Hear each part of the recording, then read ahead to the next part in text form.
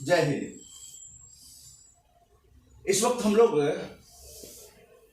75वें गणतंत्र दिवस के अवसर पर दीदीवार जीवन ज्योति पटेल नगर नई दिल्ली में हैं और यहाँ पर हम लोगों ने इंश्योरेंस की बातचीत की और आज इंश्योरेंस को लेकर हमारे गणमान्य अतिथि भी आए हैं और प्रोफेसर बिजोन कुमार मिश्रा जी जो इंटरनेशनल कंज्यूमर पॉलिसी के एक्सपर्ट हैं, उनकी अध्यक्षता में ये कार्यक्रम संपन्न किया गया। RJS positive broadcasting house, Ram Janki Sansthan positive broadcasting house का ये पॉजिटिव मीडिया डायलॉग हो रहा है। तो मैं सबसे पहले आज के जो अतिथि हैं आचार्य जी, आपसे जानना चाहेंगे। आचार्य राजीव वासुदेवन जी, सबसे पहले राजीव वासुदेवन जी बताएं कि इंश्योरेंस को लेकर जो आरजेएस पॉजिटिव मीडिया के दर्शक हैं उनको क्या बताना चाहेंगे। Thank you very much to RJS PBH परिवार for this opportunity and आज का जो टॉपिक रहा और जिस तरीके से सारे स्पीकर्स इसके बारे में मार्गदर्शन दिए, अलग अलग झलक इस टॉपिक के बारे में मिलने का मौका मिला। खास करके हमें देखना है कि जब हेल्थ इंश्योरेंस की बात हो, सिर्फ जब रोग आता है या दुर्घटना होता है उससे पहले मैं कैसे आरोग्यवान रहूं, इसके बारे में मुझे जानकारी क्या चाहिए, ये सबसे पहली बात हुई। और आयुर्वेदा का इसमें क्या रोल है, बहुत अहमियत है आयुर्वेदा योग का, दोनों का। एक बात ये है। दूसरी बात ये है कि हम डिजीज़ के बगैर पॉजिटिव हेल्थ की तरफ जाना है और पॉजिटिव हेल्थ का सबसे इम्पॉर्टेंट एक अंश है या उसका हिस्सा है positive thoughts and positive beliefs, right. हर चीज़ में जब पॉजिटिव रहें तो उसमें आरोग्यवान भी बन जाएंगे।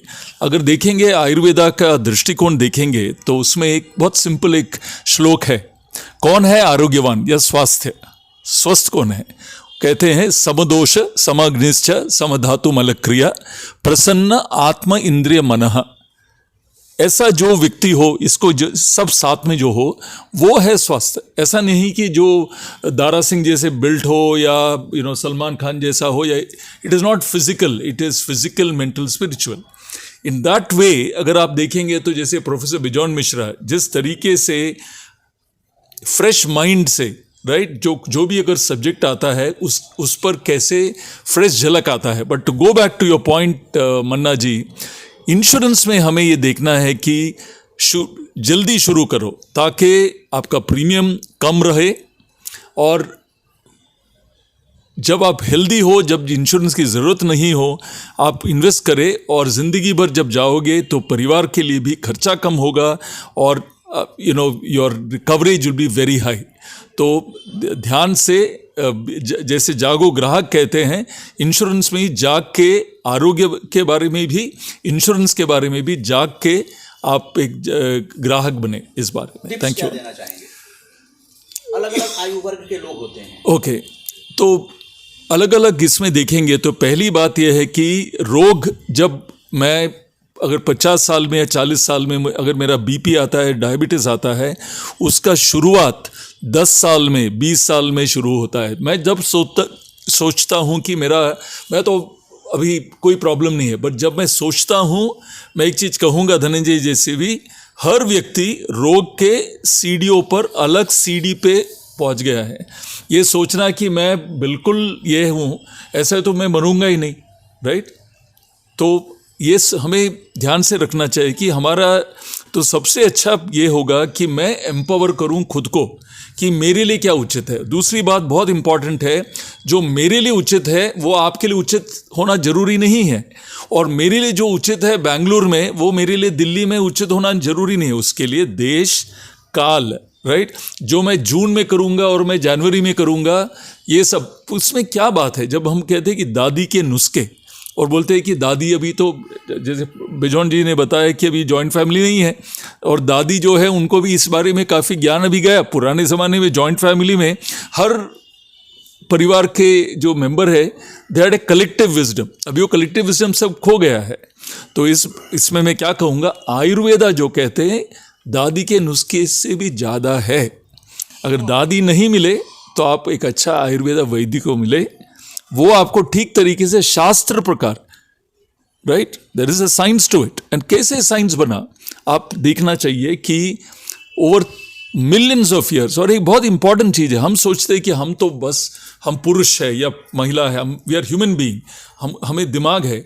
हम ये भूल जाते हैं कि हम प्रकृति से हम आए हैं, और जो इस धरती पे जो फर्स्ट लिविंग बीइंग है उसका और हमारा नाता अभी भी रहता है। इस वजह से आपको मैं एक चीज़ कहूँगा, जब खाएंगे, कुछ भी खाएंगे, और आहार ध्यान में रखिए, इज़ नॉट खाली जो मुंह से जाता है, जो आंख से जाता है, कान से जाता है, राइट, और नोज से जाता है, जो भी है, नाक से जाता है, जो भी हम अंदर लेते हैं हम पंचेंद्रियां से, वो सारा आहार है। और हमें ध्यान रखना चाहिए कि हम अंदर क्या ले, क्योंकि जो हम अंदर लेते हैं उसका हमें प्रोसेस करना पड़ता है, यहाँ पे हजम करना पड़ता है, पेट में, दिमाग में, बाकी सारा सेंसरी सिग्नल्स हजम करना पड़ता है। इसलिए अगर पॉजिटिव रहना है तो एक चीज़ है कि नेगेटिव को अंदर ना ले। नेगेटिव तो आएगा ही, कोई कंट्रोल नहीं, हमें कुछ ना कुछ तो आएगा ही। जो आएगा हमें ध्यान क्या करना, उसको मिनिमाइज करे, right. So avoid negative as far as possible.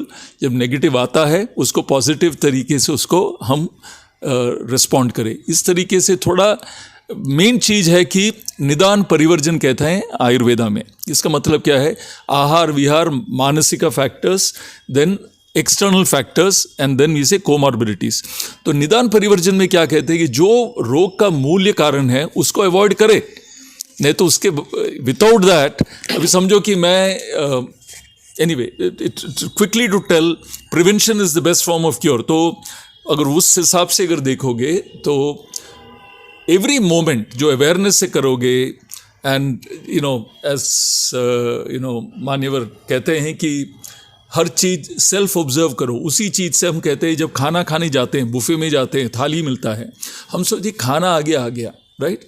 वो खाने से पहले मुझे, सिर्फ मुझे, सबके लिए नहीं, मेरे लिए ये खाना उचित इस टाइम पर, इस जगह पर उचित है कि नहीं, ये सोचना है। जब मुझे बुफे में सारा खाना मिलता है, मैं फ्री में मिल रहा है, सब कुछ खा लो, राइट। पर जो जानकार जो है वो बोलता है मुझे ये इतना चाहिए, इतना चाहिए, इतना चाहिए, वो जानकर करता है। इसी तरह जिंदगी में जो मध्य रास्ता जो है, बोलते हैं ना, द मिडल पाथ, हर चीज़ में कोई चीज़ को रोकना जरूरी नहीं है, हर चीज़ मॉडरेशन में जाए, जिंदगी आराम से बीतेगी। इंटरेक्टिव ये जो सेशन हो रहा है, हाँ जी, पॉजिटिव मीडिया डायलॉग, तो इसमें मध्यम मार्ग की तरफ इशारा किया गया है, और इंटरिम बजट आ रहा है, हाँ जी, और उसे लेकर इंश्योरेंस सेक्टर में आपकी क्या उम्मीद है? कुछ ऐसा आभास मिल रहा है तो उसके बारे में कुछ बताएं। आई थिंक बिजॉन जी ने बहुत वेरी वेरी इंपॉर्टेंट 2-3 चीज़ बताएं। उसमें एक बात था कि कंज्यूमर अवेयरनेस के लिए, अच्छा, तो मेरे हिसाब से ये एक बहुत इंपॉर्टेंट चीज़ होगा कि आयुष का कवरेज का प्रोत्साहन पूरी तरह, क्योंकि इसमें अवेयरनेस की कमी है। लोगों को 3 चीज़ की जानना जरूरी है। Thank you very much Manna ji for asking me this question. 3 चीज़ जानना बहुत जरूरी है। एक कि काफ़ी सारे रोग जो कहते हैं, जो क्रोनिक डिजीज कहते हैं, वो उसका इलाज है, जट से उसको ट्रीट किया जा सकता है। कौन सा चीज़ क्रोनिक डिजीज होता है जिसको खाली जट से नहीं ट्रीट करते हैं, वही रोग बन के जाता है, तो उसका इलाज है आयुर्वेद और योग में है। एक पहले जानकारी जानना चाहिए। दूसरी बात क्या होना चाहिए कि इसमें इंश्योरेंस कवरेज है, लोगों तक ये पहुंचना चाहिए। और तीसरी बात पहुंचना चाहिए कि, और बजट में ला रहा हूं मैं, तीसरी बात यह है कि ये कैशलेस तरीके से आयुर्वेदा इलाज हो सकता है ये सारे रोगों को। तो बजट में मैं क्या सोचूंगा कि आयुष्मान भारत प्रधानमंत्री जन आरोग्य योजना, जिसमें करीबन 50 करोड़ लोगों का कवरेज ऑलरेडी है, सबसे बिलो द पॉवर्टी लाइन लोग हैं, उस स्कीम में भी आयुर्वेदा और आयुष का शामिल करना, ये मेरा प्रतीक्षा है। बहुत बहुत धन्यवाद। Thank you very much. बहुत बहुत धन्यवाद राजीव जी। आपने इंटरिम बजट की भी बात की और मध्यम मार्ग अपनाने की और सकारात्मक रहने के बारे में भी आपने एडवोकेसी की है, जिसको आरजीएस पीबीएच 9 सालों से इस मुहिम में लगा हुआ है। अब सबसे पहले तो बधाई देना चाहेंगे, क्योंकि जानकारी मिली है कि आयुष मंत्रालय में जो इंश्योरेंस कमेटी है उसके चेयरमैन बनाए गए हैं। सभी तालियां से स्वागत कीजिए। सभी आरजेएस की बात है, इंटरनेशनल कंज्यूमर पॉलिसी के एक्सपर्ट आरजेएस की सकारात्मक भारत उदय आंदोलन के एडवाइजर हैं, और इनके एडवाइस से देखिए ये 9 साल में हम लोगों ने कितना अचीव किया है। गुजरात की यात्रा भी कर रहे हैं, अलग अलग राज्यों की। 10वां राज्य गुजरात होगा। नाम नहीं लिया आपने। प्रोफेसर बिजोन कुमार मिश्रा जी प्रोफेसर बिजोन कुमार मिश्रा जी से ये पॉजिटिव मीडिया डायलॉग में ये जानना चाहेंगे कि इंश्योरेंस को लेकर उनके मन में क्या है, क्योंकि बहुत ही वोकल है इस बारे में कि लोगों को इंश्योरेंस कराना चाहिए, क्यों जरूरी है, इस पर प्रकाश डालते हुए और इंटरिम बजट की भी बात आपसे करेंगे कि आपकी क्या अपेक्षाएं हैं भारत सरकार के इंटरिम बजट से। देखिए, अपेक्षा तो आज नहीं, करीब 40 साल से है। जब से हम जुड़े हैं तब से अपेक्षा ये है, और जो हम हर साल कहते कहते अब प्रेजेंट सरकार मोदी जी के नेतृत्व में अभी हम लोग पहुंचे हैं कि हमारे बजट के करीब 2% हेल्थ सेक्टर पे खर्चा होना शुरू हुआ है। पहले इट वाज लेस देन 1%, तो अब डबल हुआ है, 2% हुआ है। हम लोगों का अपेक्षा ऑलवेज है कि हेल्थ सेक्टर में इंडिया में मिनिमम 5% ऑफ द जीडीपी खर्चा होना चाहिए, क्योंकि अभी भी हेल्थ सेक्टर में वो सोच नहीं आया है कि काफ़ी लोग अभी भी हेल्थ सेक्टर से वंचित है। जैसे आज का कार्यक्रम में हम बताए थे, उनको जोड़ने के लिए, इंक्लूसिव करने के लिए 2 ही उपाय है: more budget in the healthcare in the country and inclusive healthcare, जिसको हम लोग कह रहे हैं अभी integrative healthcare। लोगों में चॉइस आनी चाहिए और उनका क्षमता बढ़ाना चाहिए कि वो चूज करें कि हम यूनानी पे जाएंगे, होम्योपैथी में जाएंगे, हम एलोपैथी में जाएंगे, हम आयुर्वेदा में जाएंगे। वो पेशेंट डिसाइड करें, ये नहीं कि हर चीज़ केवल डॉक्टर ही करें। कभी कभी हम लोगों को भी एक ऐसा मतलब एम्पावरमेंट या सशक्तिकरण किया जाए कि हम भी चूज़ कर सके और हर समय खाली डॉक्टर पे ना डिपेंड करें या अस्पताल पे ना डिपेंड करें कि वो डिसाइड करें कि किस ढंग का चिकित्सा हमको उपलब्ध होनी चाहिए। एक तो ये। दूसरा, ऑफ कोर्स, हमारा जो क्षेत्र है कंज्यूमर प्रोटेक्शन, कंज्यूमर अवेयरनेस, उसमें हम लोग का बजट से, इंटरिम बजट से ये अपेक्षा है कि कैसे कोई भी शिकायत यदि कंज्यूमर का है, कोई भी सामान या सेवा वो उपलब्ध किया है जिसके लिए वो कीमत भरे हैं अपने पॉकेट से या टैक्स पेयर के पैसे से भी खरीदा, कभी सब्सिडाइज्ड बेचा जाता है सरकारी तंत्र से, यदि कोई शिकायत हो उसका तुरंत निष्कासन होनी चाहिए। ये नहीं कि उनको एक लिटिगेशन में जाना पड़े, उसको वकील करना पड़े, उसको दौड़ना पड़े और सालों प्रतीक्षा करना पड़े जाए जस्टिस के लिए। तो हम लोग ये चाहते हैं कि एक ऐसा तंत्र बने, और जैसे आप लोगों को हम बार बार कहे भी हैं कि सम लाख करोड़ पड़ी हुई है सरकार के पास, जो हमारा आपका पैसा है जो यूज़ नहीं हो रहा है, उसको प्लीज़ यूज़ में लाइए और कंज्यूमर के पक्ष की यूज़ में लाइए। ये नहीं कि उसको वृथा अनप्रोडक्टिव काम में आप यूज़ करें। उसमें पारदर्शिता होना चाहिए कि हमारा पैसा किस ढंग से आप खर्चा कर रहे हो, ये ओपननेस आनी चाहिए, ट्रांसपेरेंसी होनी चाहिए, ताकि हमको पता लगे कि हमारा पैसा हमारे लिए खर्चा हो रहा है। और यदि नहीं हो रहा है तो हमारे ऊपर हक होना चाहिए कि उसको हम रद्द करें या उसको हम बदलें। तो एक इंटरिम बजट से ये भी अपेक्षा है कि जो डेड मनी, जो अनयूटिलाइज्ड मनी, जो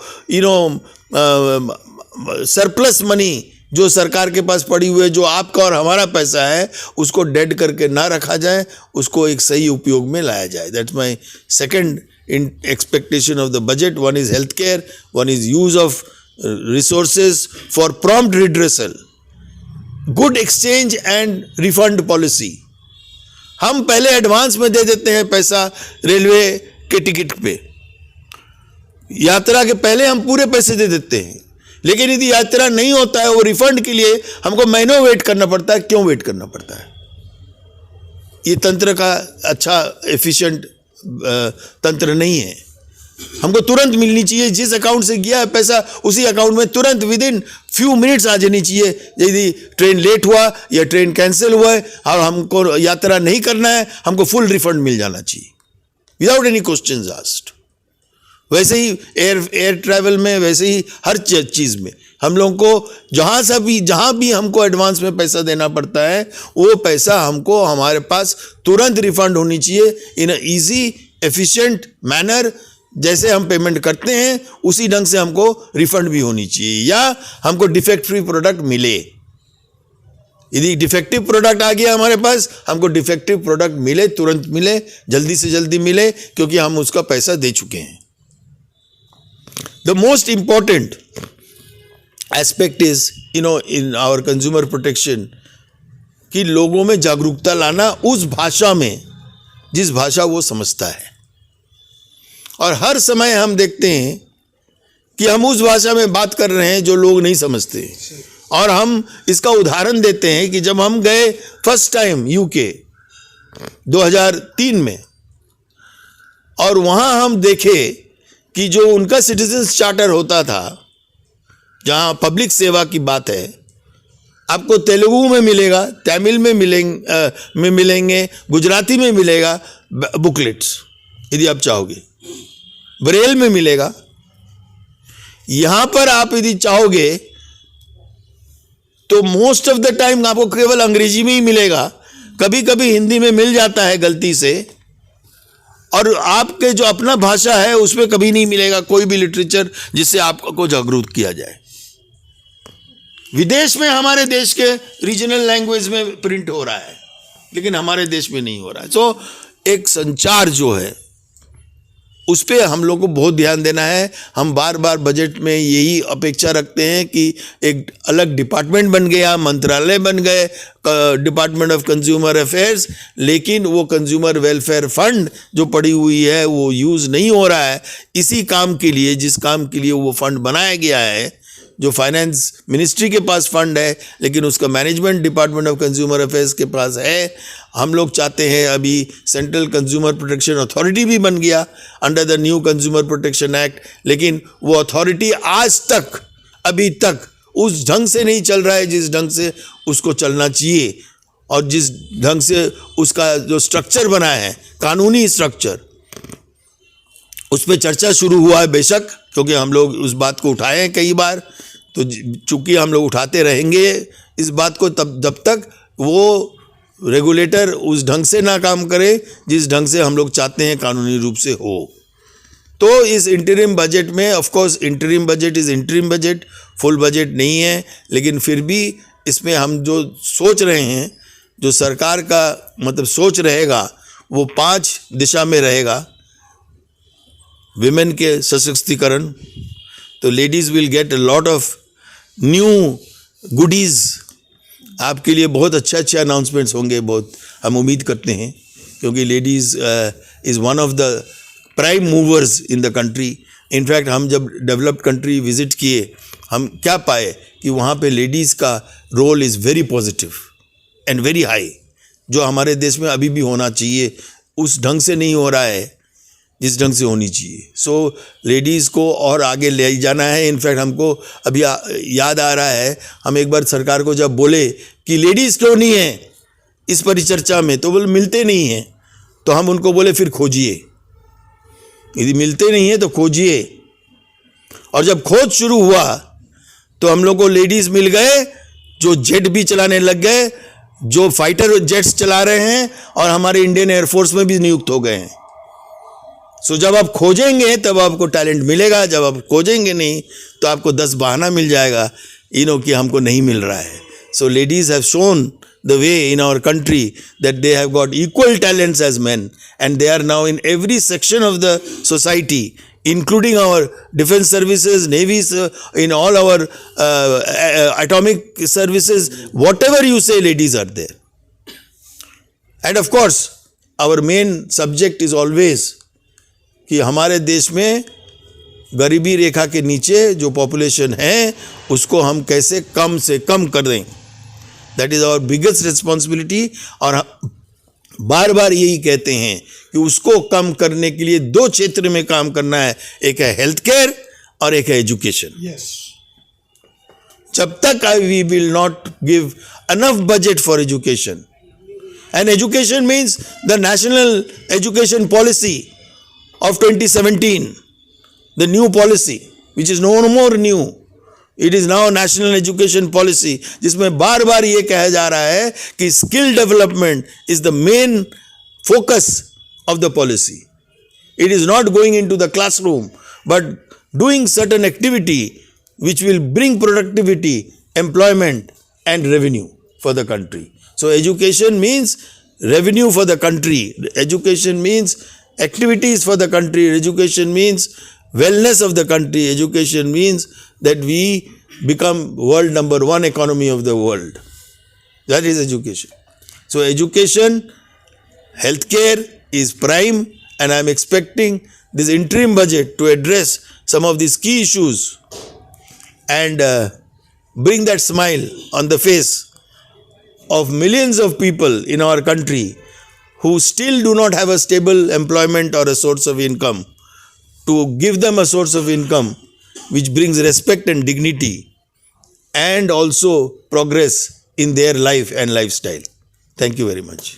बहुत ही अच्छी जानकारी प्रोफेसर बिजन कुमार मिश्रा जी ने दी है और सरकार को भी एक तरह से एडवाइस दिया है कि उस कदम पर आप आगे बढ़िए जिससे कि भारत की जनता को सारी सूचनाएं जो है उनके मोबाइल में आ जाए। आजकल तो मोबाइल तो जितने वेबसाइट हैं भारत सरकार और राज्य सरकारों के, तो हम लोग चाहेंगे कि आप इतना सकारात्मक हो जाएं कि अपने वेबसाइट को चेक कर लीजिए और आपके वेबसाइट में मोबाइल नंबर जो दिया रहता है, गूगल पे जाने के बाद सर्च किया जाता है, तो कृपया हमारी भारत की जनता को परेशानी न हो उस तरफ आपने इशारा किया और हर भाषा में अपने चीज़ों को आप जनता के पास ले आइए। और ये पॉजिटिव ब्रॉडकास्टिंग हाउस जो है अब गुजरात के अंदर भी आपको देखने को मिलेगा, क्योंकि हम लोग जहाँ भी जाएंगे वहाँ के प्रभारी से, इंचार्ज से, डायरेक्टर और सेक्रेटरी चेयरमैन से के साथ जो है इसी तरह का वहाँ के स्टाफ के साथ ही 9 सदस्यीय दल जो है वो जा रही है और 10वें सदस्य में प्रोफेसर बिजन कुमार मिश्रा जी भी आमंत्रित हैं बड़ौदा के लिए। और ये कार्यक्रम जो किया गया इसमें हम लोगों के को ऑर्गेनाइजर जो रहे वो प्रफुल्ल भाई और रंजन बेन जी इस कार्यक्रम के को ऑर्गेनाइजर रहे। द अवेयर कंज्यूमर के द्वारा जो है ये कार्यक्रम आज ऑर्गेनाइज किया गया दीदेवार जीवन ज्योति में। और आप सभी लोगों का धन्यवाद करते हुए एक सवाल या अपने विचार जो है आज इंश्योरेंस के सेक्टर पर, चूँकि हर बजट में आप रहे हैं, वरिष्ठ पत्रकार, इकोनॉमी इंडिया के संपादक मनोहर मनोज जी आरजेएस फैमिली के पॉजिटिव मीडिया के पत्रकार हैं। आप सभी पॉजिटिव मीडिया के पत्रकारों को मारवा स्टूडियो में भी 13 फरवरी को आप लोग देखेंगे। हाँ, तो धन्यवाद मन्ना जी। एक्चुअली जो आपने पिछला जो संडे को जो कार्यक्रम किया था हॉलिस्टिक हेल्थ पे, वो एक बहुत ही हेल्थ को लेकर के बहुत ही महान टर्म है हॉलिस्टिक हेल्थ। और जब हॉलिस्टिक हेल्थ की बात आती है तो पूरे मेडिकल सिस्टम जो चिकित्सा पद्धति जो हमारे ओपन फील्ड में है, allopathy, Ayush, homeopathy, Ayurvedic, naturopathy etcetera etcetera. तो पहले बात हो रही थी कि डॉक्टर सरीन ने जो कहा था, कलावती हॉस्पिटल के डायरेक्टर ने एक बड़ी अच्छी बात कही थी कि एलोपैथी में इतना इन्वेस्टमेंट है और उसका ऐसा बिजनेस मॉडल बना है कि वो पूरे वर्ल्ड वाइड एक बड़ा एग्रेसिव रूप में काम करता है। और उसके क्या प्रोस एंड कॉन्स हैं, क्या कमी है और बेसी है, उस पर तो नहीं, लेकिन इमीडिएट और एक इंस्टेंट रिजल्ट मिलता है। तो उसका बिजनेस मॉडल भी है, उसके लॉबीज हैं, उसके प्रेशर ग्रुप हैं, और कुल मिलाकर के वो ज़्यादा प्रिवेल करता है पब्लिक हेल्थ सिस्टम में। तो जब हॉलिस्टिक की बात करते हैं तो पूरी चिकित्सा पद्धतियों का, चाहे होम्योपैथी ने एक से एक ऐसे मतलब बीमारियों को दूर किया, Ayurvedi, yoga, naturopathy, living style et cetera et cetera, काफ़ी ज़्यादा हेल्थ कॉन्शसनेस आया है, हेल्थ कम्युनिकेशन बहुत बढ़ा है, prevention is better than cure, जो कि डॉक्टर हर्षवर्धन कहते थे कि 80% बीमारियों पर आप उससे छुटकारा पा सकते हैं।